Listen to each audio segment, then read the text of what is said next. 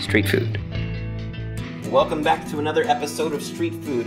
Last week, I was hanging out in a local series of alleys, also known as a neighborhood, also known as Pan Jia Zhuang, the PJZ. And this week, we are still there. You know what I get asked a lot?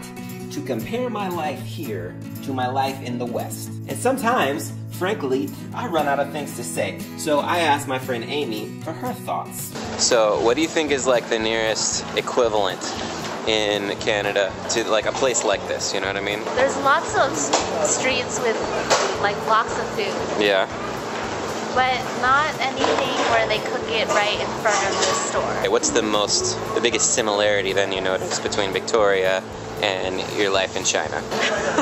Victoria's not very ethnically diverse. I don't know, I suppose it's not very ethnically diverse here either. It's just... That's true, but you don't stick out as much when you're Filipino-Canadian. Oh, okay. Everyone thinks, girl, you Chinese.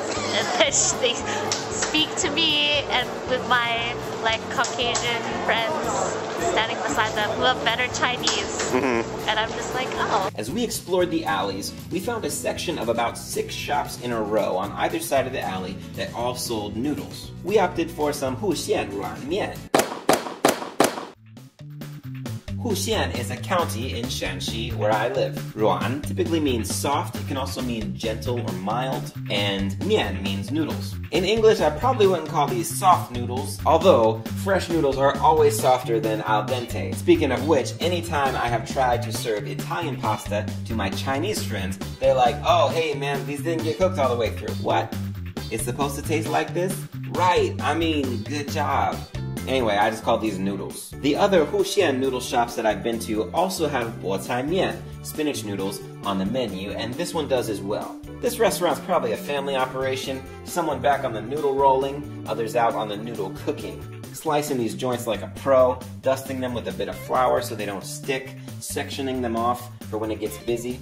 And check out the size of this rolling pin. You walk up in the rolling pin store like, I need the monster size, please. I need to roll a lot of noodles and fend off some attackers. Also, by the way, I would like to be able to pole vault with that piece. There is some serious geometry happening with this rolling technique, keeping everything even. Outside, they boil the noodles for a few minutes in a giant pot. You can probably get this pot at the giant rolling pin store as well. Oh snap. Appliance for giants. About to write that one down. Gold. Stir that junk with some extra long chopsticks. We started off with some mian tang. If you're a street foodie, you know this is a cup of the water the noodles were cooked in. I mean, I drink it because it's good, but there are other reasons to drink it, which you can find out about by watching educational programming such as this. Aimee said it just tasted starchy. Whatever, I like it. Then they brought out our noodles, covered with tofu, jiao cai, some carrots, potatoes, spice, and a bit of meat. You mix it all up and you eat it and you love it. Chinese noodles are so good. If you come to China, just eat some noodles. Eat all the noodles. How many noodle episodes have I done? I need to do a noodle playlist.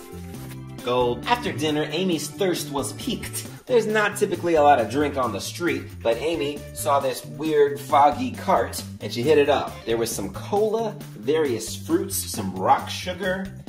It was a very festive cart. But it wasn't until I got home and translated the characters that I realized this guy was selling some homemade Chinese ginger ale. By which they do not mean actual ginger ale, it's more like pear and soda mixed. Warm pear soda, that's how Aimee described it. After that, I took a bus and I went home. You know, we ate a lot of snacks. How do you guys feel about the PJZ? I got a lot of friends who do not eat in alleys like this. Personally, I'm glad Aimee was game. Show her and the PJZ some love in the comments. Until next week, you keep eating it on the street. And y'all know what I wrote. Street food.